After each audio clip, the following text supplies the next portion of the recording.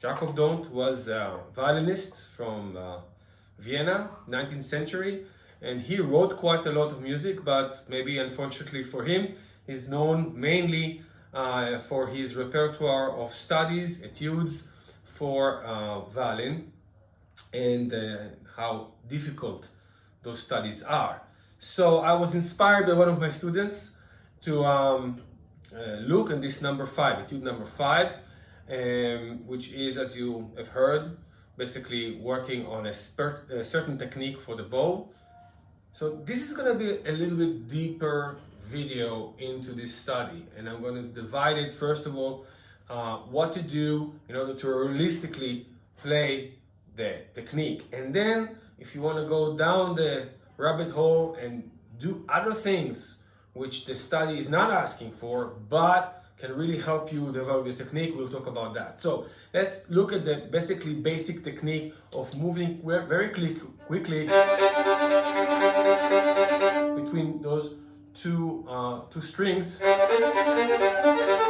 because those two notes that we're playing all the time, okay, it's difficult for the left, but that's not what this study is about. This study is about a bow technique that is working. So how do we work this out to have the maximum effect with the minimum stress? The thing is, let's start with what not to do.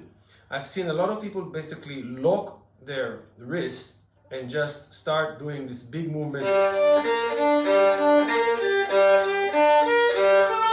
The problem is that it's very hard to accelerate, and once you start like moving a lot, it's just awkward and you can't really sustain it, definitely not for 2 pages basically. And the same goes for people who are just wrist oriented and that's just doing, although it's, you know, you can start it, it's very big movement and eventually can even lead to pain and injury. So I think the best situation is if we try to combine these two movements. So I have a small circular motion with my arm, plus my wrist, plus my fingers, and this is very important for your fingers to bend.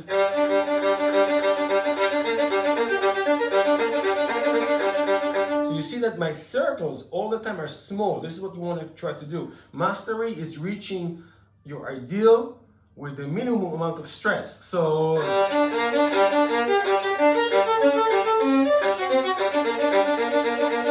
okay, how we practice it, I would suggest not slow. When we're practicing any kind of bow-oriented technique, we should do it in the time. But if we don't want just to run it again and again and again and again, what we do is basically we do it 3 times and stop. And relax.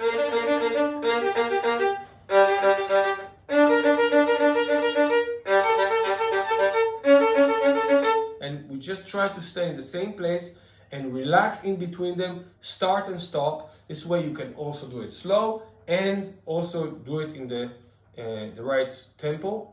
Use a metronome if you wish. I highly recommend it, especially in the beginning. And just to get the right timing and not to play it too fast, and not just to play at the right time, and just to play with the right technique and know that you're playing it all the time as relaxed as you can. Now, quality control, please. The fact that you're going between 2 notes doesn't mean that you should play it in any way which is ugly. I'm sorry to be, politically incorrect, but this is always play with the best sound that you can have, and even if you're playing fast, which means that your sound, you have the feeling that no matter what you're doing, you have a certain weight on the bow, which is constant. You don't go up and down with the weight, you just do a circular motion. So this was the first part, and I wish you all the luck if that's what you want. If you want to go a little bit deeper, what I'm doing is I'm using this particular study also for quality sound control, which is I'm taking it into other parts of the bow and I'm playing it, although it's realistically not the way to do it and you will never be asked to play in that part of the bow, but I'm using it in order to work out other parts of my right arm and hand and how it works out. So we'll start actually with doing it in the very uncomfortable place of the frog, which I'm doing it here.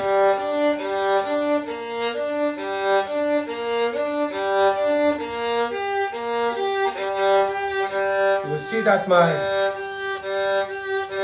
fingers here are doing the most of the work. I'm really working hard with my fingers. And I'm not doing it as fast. I'm not trying to reach a fast tempo because it's not possible really, and it's not really what I'm doing it for. I'm doing really to hear the transition. Now make sure that when you're going from the D string to the G or from the A to the D, when you're making this motion, okay, that the bow is not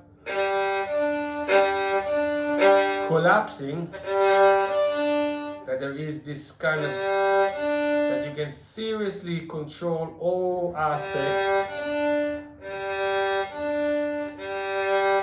Now, although I'm doing it very slow and the fingers are really doing a lot of work, what moves the bow from side to side, what still is the basically main engine of this movement, is my arm. My arm is actually moving very small, very short distance, but it's my arm which is moving.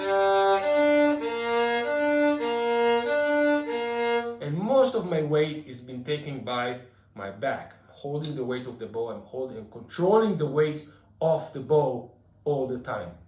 So doing it here is very good for your control over many types of technique that you will use later on. Now we're going to the tip, and the tip is absolutely the opposite. I'm using my arm much more. My fingers are barely moving because it's very far away, and I'm basically doing this kind of, you know, movement with the arm. Okay, I'm keeping the bow as straight as possible with my eyes. Now here I would like to accelerate because there are times that we will play very fast in the tip. So what I'm doing 2 times slow, and 4 times.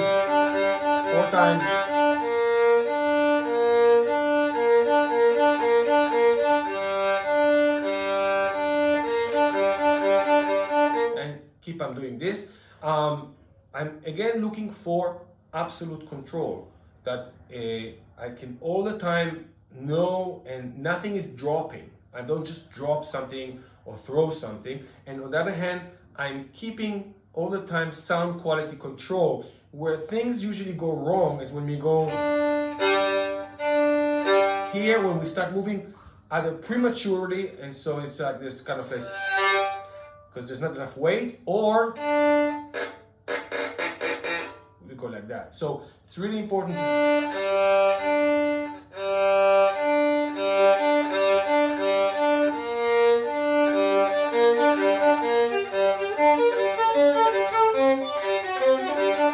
again, now you shouldn't really be playing all of it this way, but 2 or 3, 4 lines all the time will make things very good for you. Now, last one, if you really want to go even deeper, is doing the entire spectrum, but with different bowings and different directions. So instead of doing down, up, which is the natural way, we're doing it opposite.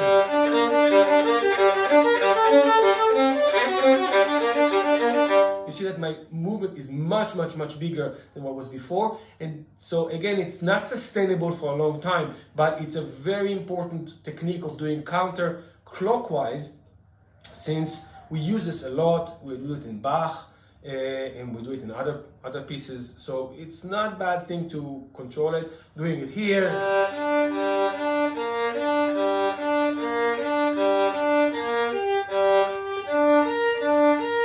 is very recommended. There's a lot of cantilene, a lot of singing moments that we are actually playing, you know.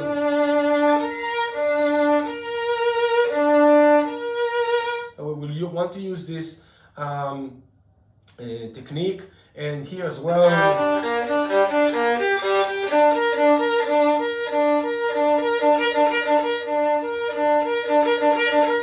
here I would actually use accelerated movement.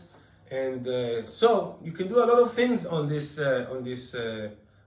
piece. You can even add, if you're really into just trying everything, add the slurs.